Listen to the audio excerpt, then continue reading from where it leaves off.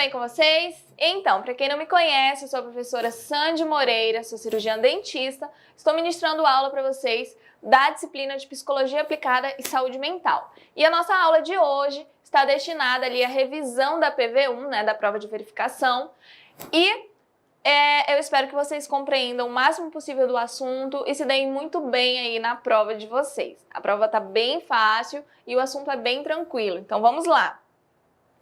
Então, nós vamos falar um pouquinho sobre o tema da aula, Introdução à Psicologia como Ciência, sobre o tópico 1, que fala da Introdução à Psicologia como Ciência. Então, a psicologia, pessoal, ela é o estudo dos processos mentais e a influência desse comportamento ali humano, né? A influência desses processos no comportamento humano. Então, o que faz, né, com que as pessoas tomem certas atitudes? Por que as pessoas em determinadas situações tomam atitudes diferentes?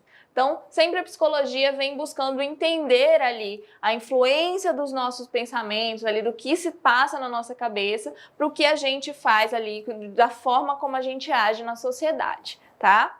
Então, o termo psicologia, ele provém ali da junção das palavras gregas, né, psique, alma, e logos, conhecimento, ou seja, o estudo da alma. Entender ali, né, o porquê. Então, o psicólogo, ele é o profissional que nos ajuda a entender ali as nossas motivações, o nosso modo de agir ante determinado fato ou circunstância. Ele vai fazer a gente compreender ali os nossos processos, a nossa vida, o nosso comportamento ali diante da sociedade. Por exemplo, porque alguns de nós, né, têm medo ali de lugares altos, ou porque alguns momentos da nossa vida, sem motivo aparente, nós nos sentimos tristes. As sub-áreas da psicologia, elas equiparam-se a uma família extensa, tá? Com uma variedade de sobrinhos e sobrinhas, tios e tias, primos e primas. Então, tem várias sub-áreas ali, tá? Vários ramos, que embora ali possam não interagir diretamente, eles estão relacionados uns aos outros, pois tem ali um objetivo em comum, que é justamente a compreensão do comportamento humano. Uma maneira ali de identificar as principais sub-áreas é considerar algumas das questões básicas sobre o comportamento das quais elas tratam. Então, o conjunto de sub-áreas que denominamos ali psicologia confluem ali diretamente nas disciplinas, né? Então a gente tem ali a pesquisa aplicada, que faz o estudo científico, que visa solucionar os problemas. Nós temos o aconselhamento psicológico, que é o ramo da psicologia ali que ajuda as pessoas passando por problemas. Temos ali, em geral, né, relacionados à escola, ao trabalho, casamento, ao alcançar ali um maior bem-estar. A gente tem a psicologia clínica, que é o ramo da psicologia que estuda, que avalia e trata as pessoas que têm ali algum transtorno psicológico. Nós temos a psiquiatria, que é o ramo da medicina, né, que liga ali os transtornos psicológicos, e ela é praticada por médicos, que por vezes eles provêm ali do tratamento médico, né? Então eles prescrevem medicamentos, por exemplo, assim como na terapia psicológica, tá? Então a psicologia comunitária é o ramo ali da psicologia que estuda o modo como as pessoas interagem ali com seus respectivos ambientes sociais e como as instituições sociais também afetam esses indivíduos, né, e grupos. Cabe ainda à psicologia estudar questões ligadas à personalidade, à aprendizagem, motivação, memória, inteligência, funcionamento ali do sistema nervoso, comunicação interpessoal, comportamento sexual, questões como agressividade, processos psicoterapêuticos. Também a psicologia estuda o sono, o sonho, questões de prazer, de dor. A psicologia, ela tem infinitos campos de ação, tá? Áreas ali que abrangem muitos dos nossos contextos mais cotidianos, do que a gente vivencia. E onde ali, graças à sua utilização, nós podemos encontrar soluções e aprimorar também as habilidades, melhorar ali os processos e inovar, tá? Então, nós vamos falar sobre o tema da aula, que são as principais concepções ali teóricas do século XX, né? Do tópico 1, psicologia social, psicanálise, behaviorismo, transpessoal, humanismo e gestalt. Então, na nossa vida, né, a nossa vida ela está ligada ali por milhares de fios invisíveis. Então tem muitas coisas que influenciam ali no nosso comportamento. Os psicólogos sociais, eles exploram essas ligações, estudando ali cientificamente como que a gente pensa, né? Influenciamos e nos relacionamos uns com os outros. Então, o pensamento social, o que os psicólogos sociais eles estudam? Como tendemos ali a explicar o comportamento das outras pessoas e o nosso próprio comportamento. Tá? Então, eles estudam ali essas questões do nosso comportamento. Então, os psicólogos da personalidade, eles focam na pessoa, né? Eles estudam ali os traços pessoais, a dinâmica que explica por que as pessoas são diferentes, por que as pessoas diferentes elas podem agir ali de maneira diferente em uma mesma situação. Os psicólogos sociais, eles já focam na situação, né? No que está acontecendo. Eles estudam as influências sociais, que explicam ali por que a mesma pessoa ela vai agir de maneira diferente em situações diferentes. E aí eles observam também a questão, né, de um erro de atribuição fundamental, que ali o nosso comportamento social ele surge da nossa cognição social, especialmente quando ocorre algo inesperado. Nós queremos ali sempre compreender e explicar por que as pessoas agem como agem. Após estudar ali como as pessoas explicam o comportamento dos outros, o Fritz Heider, de 1958, ele propôs uma teoria de atribuição. E nós podemos atribuir ali o comportamento aos traços estáveis, né, duradouros da pessoa. Uma atribuição relativa à disposição pessoal, ou podemos atribuí-los à situação, uma atribuição ali situacional, algo que aconteceu ali no momento. Então a gente faz jus ali da forma como a pessoa agiu. Quais os fatores que afetam ali as nossas atribuições, né? Todos nós cometemos o erro ali de atribuição fundamental. Por exemplo, considere. O seu professor de psicologia, ele é tímido ou extrovertido? Você acha que eu sou tímida ou extrovertida? E aí, se você responder extrovertido, você tem que se lembrar de que você conhece o professor em uma situação, que é na sala de aula, né? Que exige aí um comportamento extrovertido. Eu preciso me comunicar. E se o seu professor, né, que observa ali o próprio comportamento, não só na sala de aula, mas com a família, em reuniões, quando está viajando, ele poderia dizer, eu sou extrovertido? Tudo vai depender da situação. Em sala de aula ou na presença de bons amigos, sim. Em outras situações, pode ser que eu não seja extrovertida.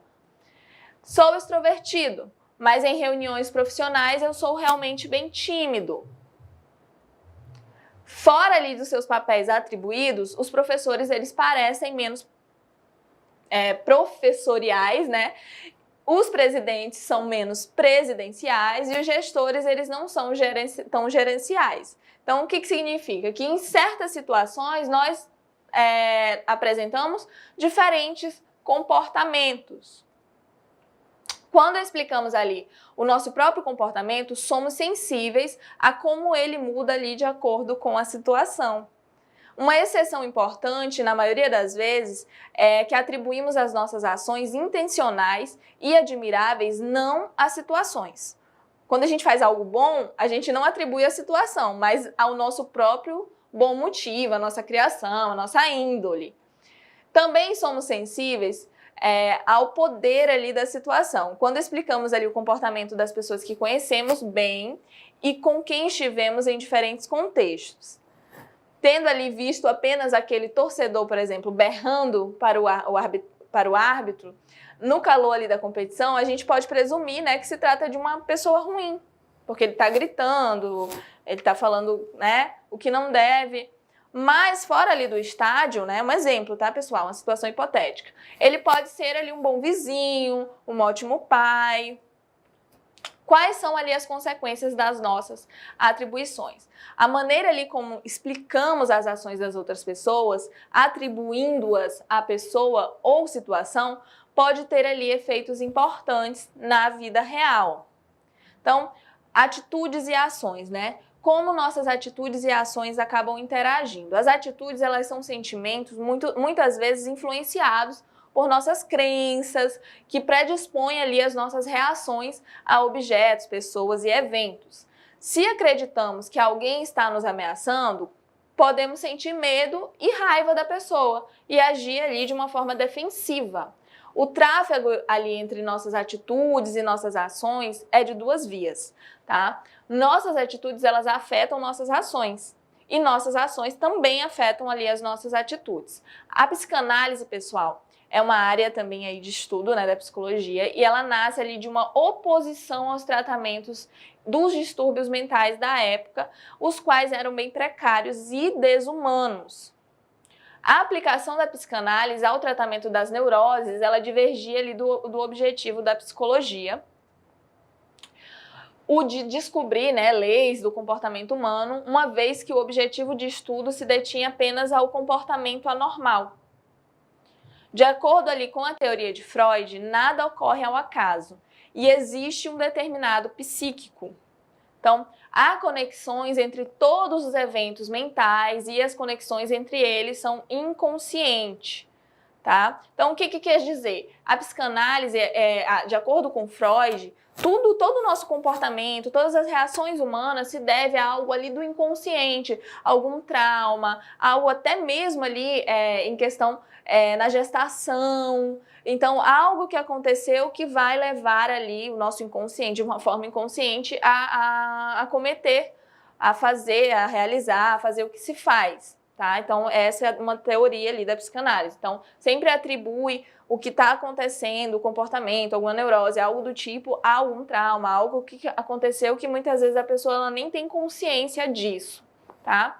E aí, nós temos também o behaviorismo, né, que a palavra ela provém do termo em inglês behavior, que significa comportamento. Por isso, essa teoria ela também é denominada de psicologia comportamental. Os primeiros estudos, eles nasceram, né, com o John B. Watson, ali em 1913, nos Estados Unidos, e ele propôs que o objetivo do estudo da psicologia, ele fosse observável, né, mensurável e que pudesse ser reproduzido. O resultado de tal pesquisa foi a formulação ali de uma teoria, né, que era do estímulo-resposta, e dessa relação estabelece-se ali o conceito de condicionamento respondente, o qual está associado ao comportamento respondente. Então, no behaviorismo, eles acreditavam que o comportamento da pessoa se devia ali, né, às atitudes, ao que estava ali ao seu redor, aos acontecimentos. E aí o comportamento, ele responde e é um comportamento involuntário, provocado ali justamente pelo que eu falei, estímulos ambientais.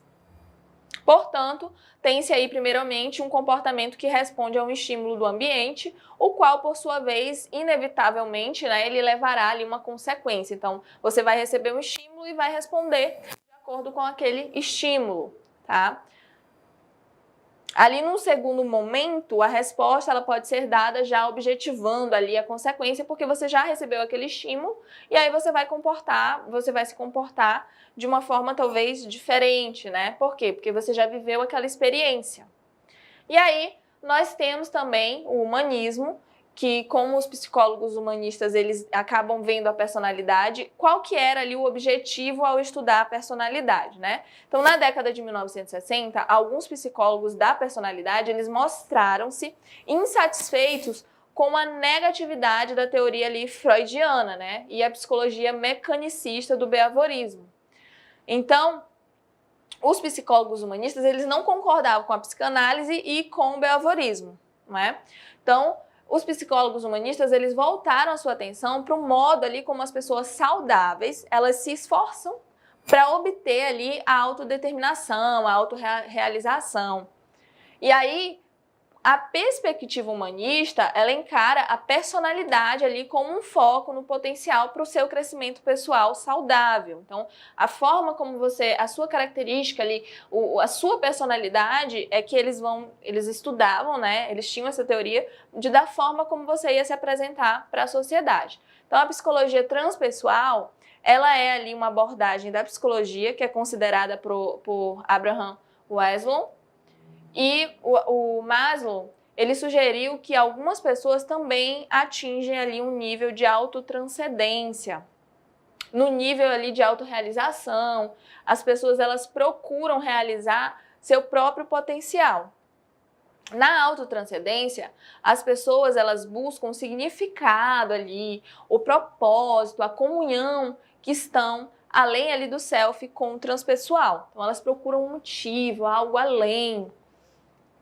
E aí salda, né, com a quarta força da psicologia, que buscava ali integrar a psicologia, as vivências espirituais e as experiências ali chamadas transpessoais. Vai muito para essa questão espiritual, crença ali muito, e caracterizada por um estado ali de consciência superior. Então, que contém ali todas as experiências anteriores do indivíduo e prossegue ali no sentido, né, de conduzir o ser humano em uma direção de transcendência, de evolução.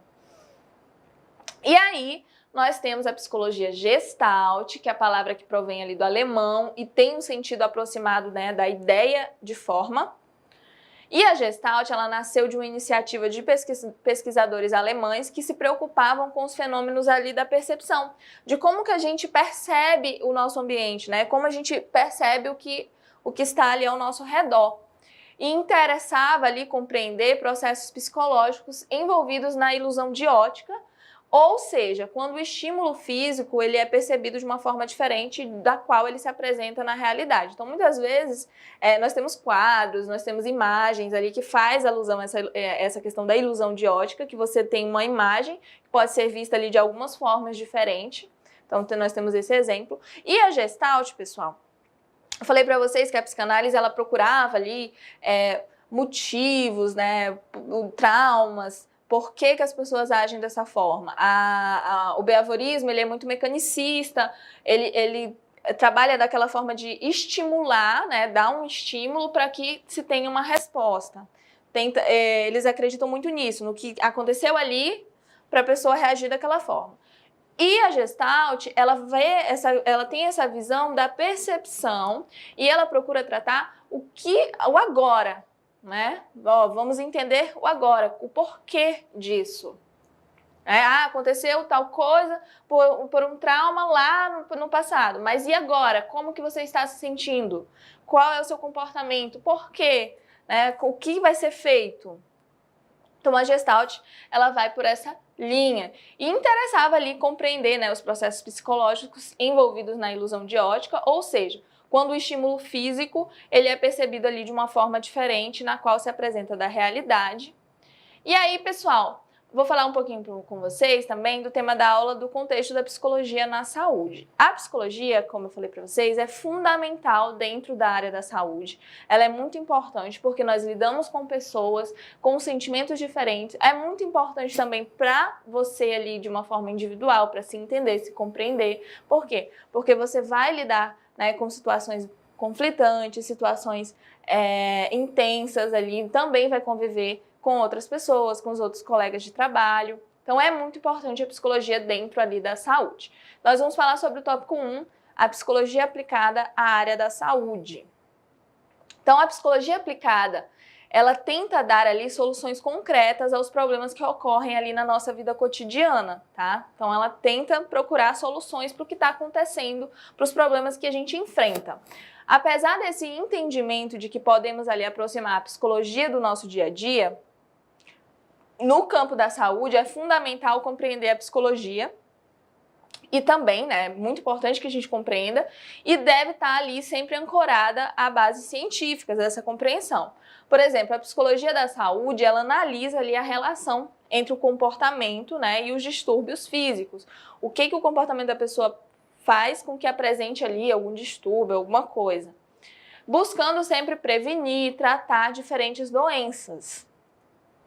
Tem também ali como objetivo compreender como os fatores biológicos, comportamentais e sociais eles acabam influenciando ali na saúde e na doença. Então, situações, né, de algum transtorno mental pode acabar influenciando ali na saúde física mesmo.